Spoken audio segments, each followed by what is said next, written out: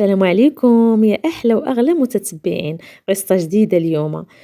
قصة نادرة قلال الناس اللي كيطرى ليهم بحالي. أنا جيت اليوم نشارك معكم القصة ديالي وما جرى ليا. سميتي كوثر. الراجل اللي غنتزوج به سميتو يوسف.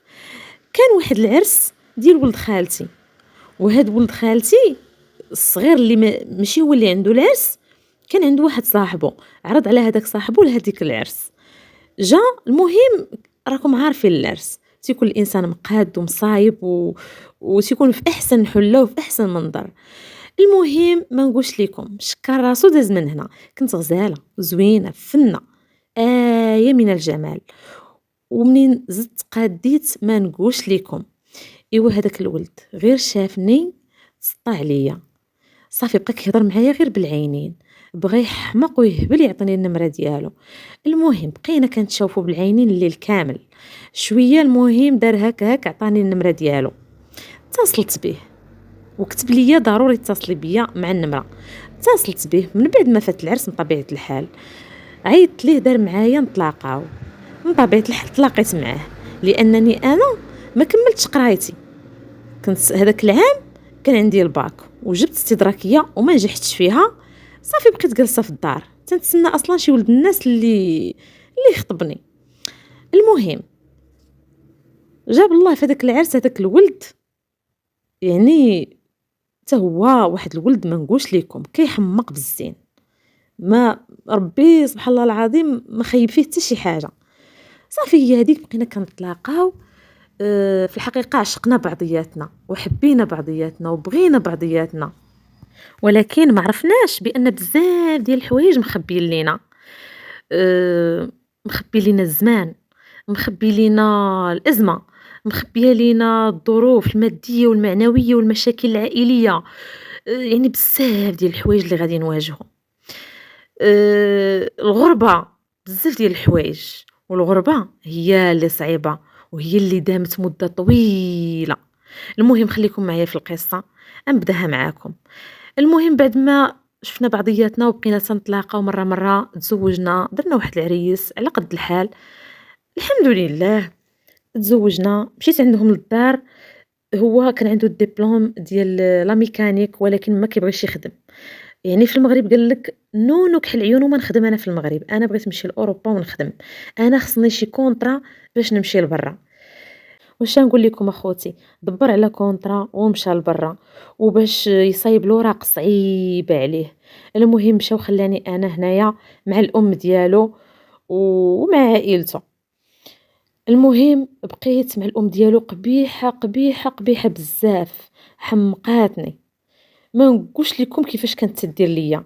وهو مشى لتما وبقى جالس تما. آه يعني خصو ضروري تيصايب الوراق عاد يرجع. ايوا بقى شحال من عام وعام، هاد العام يصايب الوراق هاد العام يصايب الوراق وانا جالسه هنا تنتعذب وتنتكرفص وتندير الميناج في الديور. ما خليت فاش خدمت باش نوكل راسي. المهم تكرفصت بزاف اخوتي لان والديا اصلا دراوش على قد الحال. يعني ما يمكنش نمشي نتكب عليهم ونبقى ناكل ونشرب عندهم، يعني خصني ضروري نخدم على راسي. وهو مشى لبرا جلس تما وقعوا له بزاف ديال المشاكل، بزاف ديال الظروف اللي طراو ليه. ما صايب الوراق اخوتي على 14 عام، عاد صايب الوراق وعاد جا لعندي حتى لقاني انا ما بقى فيا ما يتشاف. جاني مرض السكري، جاني مرض طونسيون. وليت كناكل غير المسوس، الاعصاب. ما نقولش لكم يعني داك الحوايج اللي دازوا عليا، يعني المشاكل اللي دازوا عليا راه ما نتمناهم حتى لشي بنت يطراو ليها. عانيت اخوتي، تكرفصت.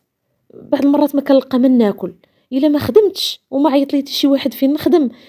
صافي ما كنلقى من ناكل، عندي خبيز كارم كناكلو. وما نقدرش نمشي عند والديا نقول لهم راني ما عنديش، ما تنرضاش، لانني انا كنت كنبغي راجلي بزاف لواحد الدرجه ما تتصورش. وهو كان ليه ما خدامش، كان غير صافي ولا بحال حارق، يعني كيتسنى حتى يصايب الوراق. نقول لكم اخوتي، دازت عليا هاد السنين كحله زحله.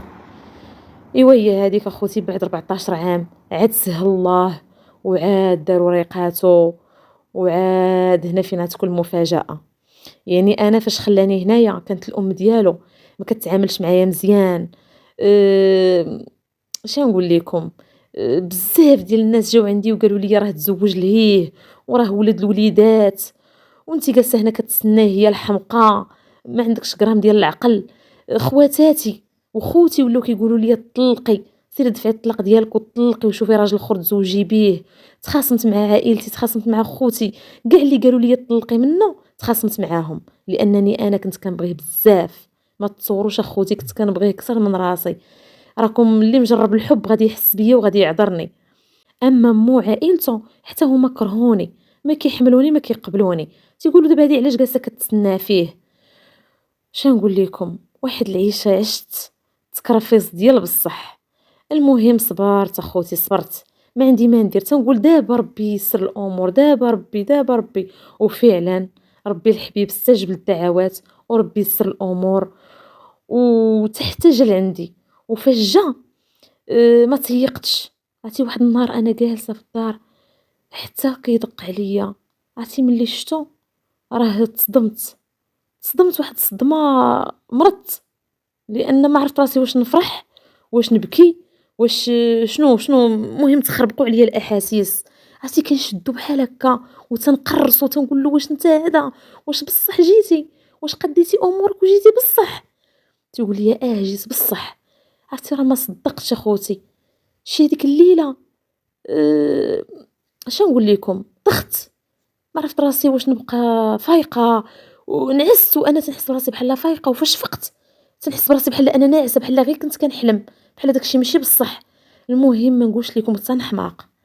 عاد ولفت أخوتي بشوية تعذبت، تعذبت عاوتاني فاش جا. أحاسيس أخرين و المهم تخلطوا عليا المشاعر. عاد بديت كنولف أخوتي بشوية بشوية حتى ولا كيمشي وكيجي، كيمشي وكيجي، عاد ولفت. والحمد لله عاد ربي رزقني بوليداتي، لأن فاش مشى في النوبة الأولى فاش مشى ما جابش الله الوليدات وما عندي لا وليدات لا والو. ومن بعد ملي رجع عاد رزقني ربي بوليدات.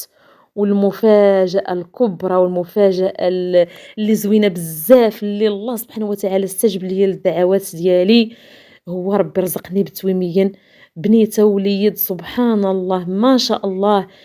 تنتمناهم لكل محرومة اللي كتسنى في الوليدات الله يسهل عليها يا سيدي يا ربي. من هاد الدعوة هادي من عندي ومن قلبي يا سيدي يا ربي، الله يسهل على الجميع والله يفرح الجميع. واللي مشتت الشمل ديالو الله يجمع الشمل ديالو يا سيدي يا ربي. وهذه هي القصة ديالي يا خوتي، نتمناكم تدعموني بواحد لايك واشتراك في القناة. وهاد القصة هادي راه قصة حقيقية واقعية خوتي، راه ماشي كذوب. والله يجعل كل وحدة صبرات على أي حاجة ربي يعوض ليها، وحدة ولا واحد ولا أي واحد صبر على شي مشكل الله كيعوض، الله كيعوض أخوتي. وهذه هي القصة ديال اليوم. ودابا راني عايشة أنا والزوج ديالي أحسن عيشة وأحسن سعادة. كاع داك المشاكل اللي دازت علينا تخطيناها وكلشي فات، ودابا صايب ليا حتى أنا وريقاتي. ودابا أنا معاه في الديار الأوروبية، إحنا دابا في هولندا عايشين والحمد لله ما ناقصنا حتى شي خير. تنتمنى لأي واحد الله يسهل عليكم كاملين كاملين كاملين. وهذه القصة ديال اليوم أخوتي، ما نزيدش نطول عليكم أكثر. بسلامة عليكم، إلى قصة جاية إن شاء الله.